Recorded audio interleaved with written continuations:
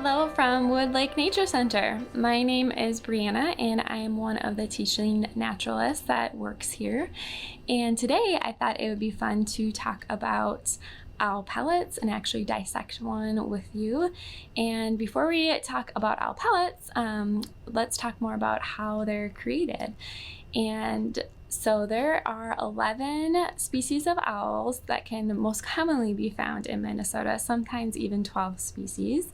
And two of the more common species that we find here at Wood Lake Nature Center include the barred owl, that's B-A-R-R-E-D for the bars or the stripings that are on its feathers, and then also the great horned owl. And so I actually have a taxidermied mount of a great horned owl that I'm going to be popping up here into our screen. And I'm going to turn him around a little bit so you can kind of see him up close. So you can actually see how large great horned owls are. There's actually another larger species, the great gray owl here in Minnesota, that's even larger. But this one is commonly found or seen or heard here at Wood Lake. And owls are predators, so they are excellent at hunting. They're made for hunting. You can see it has beautiful camouflage here for outside in the trees. It also has a great sense of hearing. A lot of people think that these feathers or tufts on the head actually are the ears for great horns, but that's not true. They actually have tiny slits in the side of their skull that help them pick up sound using this facial disc or the feathers around its face to help funnel that sound into their ears. They also have great eyesight and even able to see better in the dark, and amazing sharp talons here to help grab their prey. A great horn might eat maybe a small rabbit or squirrel, voles, mice, shrews, maybe even frogs, things like that. They also can fly silent, so that helps them sneak up on their prey as well. So a great horned owl would have a much larger pellet, maybe something that's 2-3 inches long, depending on what it ate that day. A smaller owl would of course have a smaller pellet. So another type of owl that lives in Minnesota is the northern saw-whet owl. This is just a tiny little guy here. So his pellet would probably only be a couple centimeters big, so not very large at all. So owls will sometimes swallow their food whole, or depending on if it's larger, they will rip it up into smaller pieces. So this is a skull from that great horned owl. You can actually see how large its eye sockets are to help it see. And then their beak here, they have no teeth, so they're not going to be chewing up their food. They'll be swallowing it whole, or they'll use their sharp talons like a fork and hold that food in place, and use the sharp beak to rip it apart. So pellets are really cool because they can actually tell us not only what owls have been eating, but what prey items, what kind of birds or mammals can be found in this area. It can tell us how many they're eating in a day. It could tell us if there's maybe a high number of mammals in the area. And then depending on how many pellets you can find, that might be a good way to figure out how many predator owls you have in your area or neighborhood. So you can find pellets underneath large oak trees or maybe cedar trees, and you're not going to want to use those ones from outside. You'll want sanitized ones. So we actually purchase ours online, and if you're interested, we'll have some available for pickup here at the Nature Center, or give you links of where you can purchase your own if you'd like to do this at home with us. So in the next video, I'm going to go ahead and show you the pellet itself. We'll kind of break it open and be nature detectives and figure out what our owls have been eating, and then kind of piece them together, and I'll go over the tools that we'll be using as well. So I'm excited to dig in with you. All right, so let's get into dissecting our owl pellets. If you picked up a kit from Wood Lake Nature Center, it'll look something like this. It'll have your owl pellet study in there. It'll have 2 wooden probes or picks. It'll have a blue tweezer, and then your pellet that's individually wrapped in foil because it's been baked at a high enough temperature to kill any salmonella or anything else that might be naturally found on these regurgitated pellets. I forgot to mention something super important in the previous video is that these pellets are not actually pooped out by the owl. So a lot of people think that's how pellets end up out of the owl itself or on the ground, but actually these pellets are regurgitated or coughed up by these owls. So owls and birds actually have a much different digestive system than mammals or humans. They don't have a stomach. What happens is as they eat their food, it goes into something like a muscle called like a gizzard or a ventriculus, and this is where all the stomach acid would absorb or break down any of the nutritious stuff like muscles or liver or the heart. But that acid isn't strong enough to actually dissolve bones or feathers or fur, and so it sits in this part of the bird's body, and it's slowly kind of packed in until it gets to the point where the bird is ready to expel it or cough it up. And so birds will actually, such as predators, birds will do this maybe once a day, every other day, depending on how much they're eating or how often they are eating. So this here I believe is from a barn owl, and we're gonna go ahead and get started. I'm really excited to see what's inside here. So the first thing I'm going to do is I'm actually just going to use my hand since it's clean. I'm going to very gently kind of try to tease this open or break this apart. And I want to be careful because there's kind of like some hidden treasures in here, some bones. And this one is actually pretty packed tight in here. So I'm actually just going to start using the wooden pick here and see if I can start breaking open this pellet here really gently. Can kind of hear some of the crunching sounds. And I actually did this. The first time I ever dissected a pellet was in 5th grade in my science class, and I just remember how cool it was. So I'm excited to share this here with you. So I'm going to go ahead and I'm just going to kind of start breaking this open, and you can already see there's some really cool stuff inside. And we'll talk more about what these bones might be. So I'm hoping you guys can see this. What I'm going to do is I'm going to kind of start pulling some of these bones out and setting them aside. And then we'll kind of zoom in on each of these bones in a little bit and try to identify what part of the body are they from and figure out what this owl might have eaten, which is pretty cool. All right, so I went ahead and dissected most of this pellet. All this over here is just a pile of leftover fur. You can see there are still some bones in there. You're going to find hundreds and hundreds of tiny bones in your pellet, which is awesome and exciting. And while I was dissecting mine, I used a piece of paper to put the fur and bones on, just so I could see them better, but also for easier cleanup. If you want to use an old tablecloth, you can do that as well. So here what I'm doing is kind of get into the final part in the pellet, and I'm so excited for this part here because this bone, or I should say skull, is what can really help identify what your owl ate for lunch. And so the fur is really kind of matted in here, and this is maybe where some of your tools might come in that could be really handy to try to pick at some of this stuff, this fur that's in here without breaking things. And I'm going to actually try to get this part more exposed for you. I could also use a tweezers.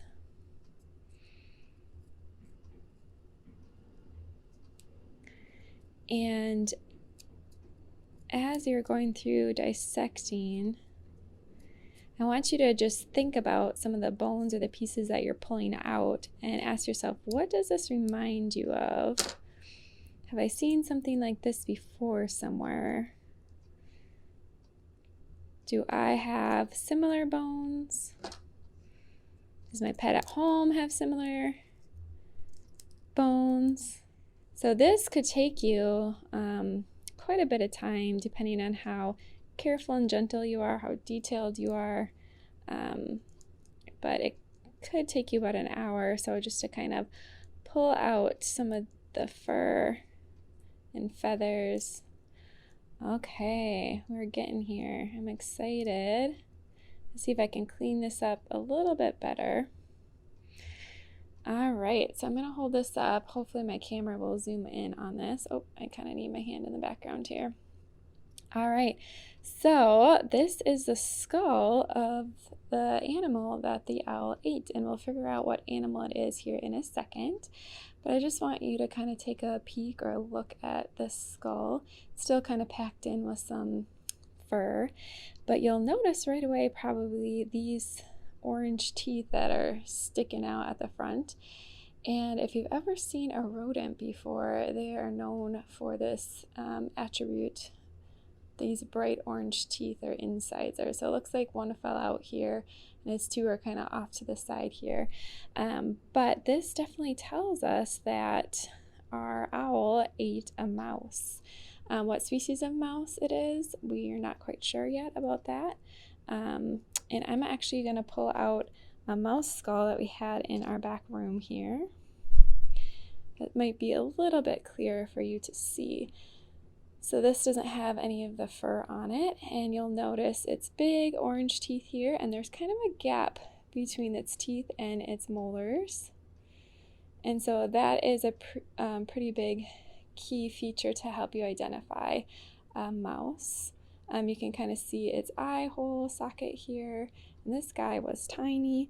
I'm going to try to get the bottom jaw here as well. So this is the bottom jaw. And the cool thing about the bottom jaw is you can actually see kind of where their molars, those teeth, used to sit. So they're pretty distinct.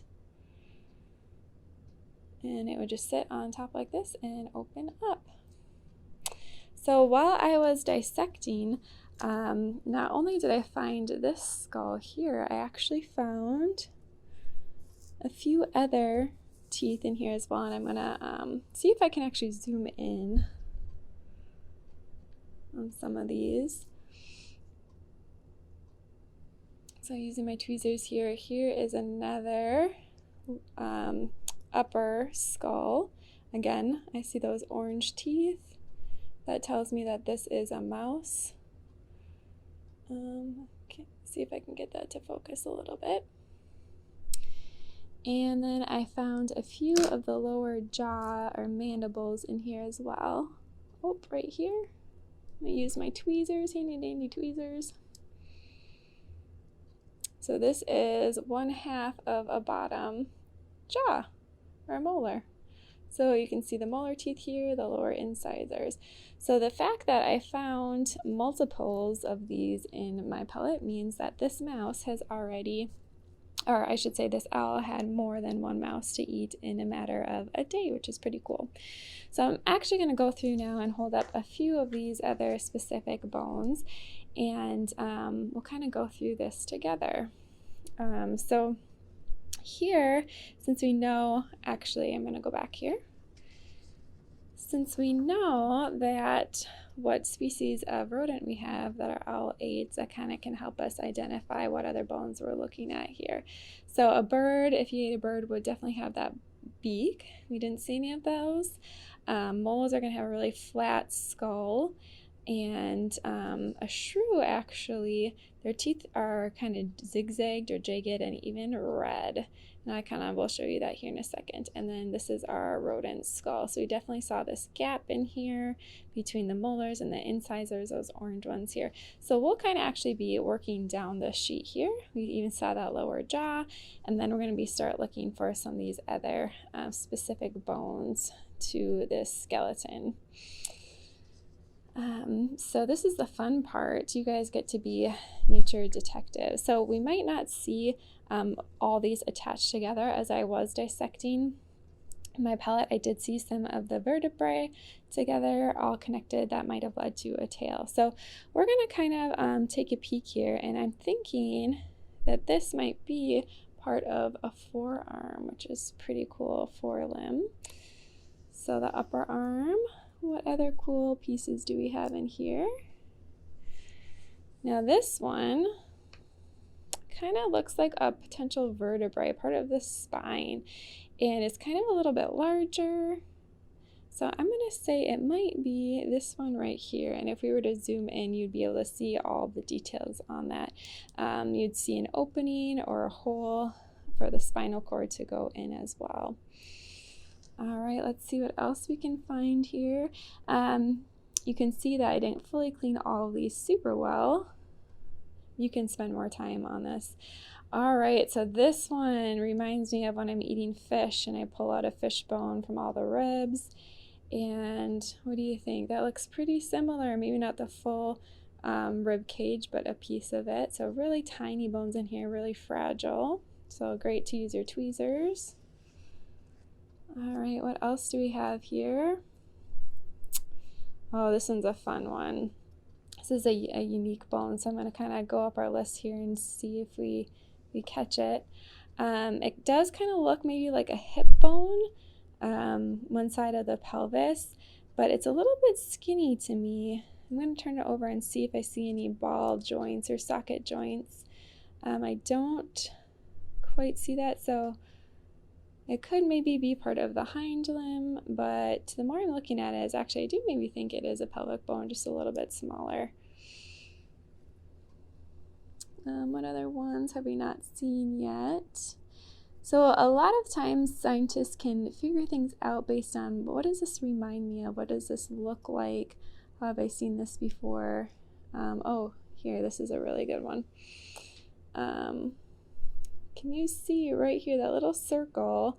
That is that ball joint where the hip would go in, or I should say the upper leg would go in and swivel in there, that ball and joint movement, which is pretty cool. And ooh, this is a great one.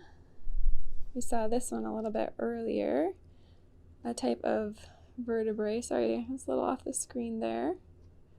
This might be right below the skull, one of the upper vertebrae. And another distinct one that we might see is this guy right here. This is the scapula. So this is the shoulder blade of the mouse, and we have these as well. You can kind of stick them up when you're moving your arm or your shoulders, and they can stick out from your back. So that is a scapula.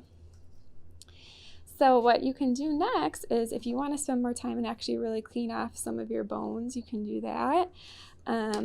You can try to go through this list here. I'm going to zoom back out and see what on this list were you able to find or piece together. Some of the bones in my pile are already really disintegrated, digested, crumpled up, so you might not get a perfect skeleton, but something that comes in your kit is an actual image or skeleton of a rat.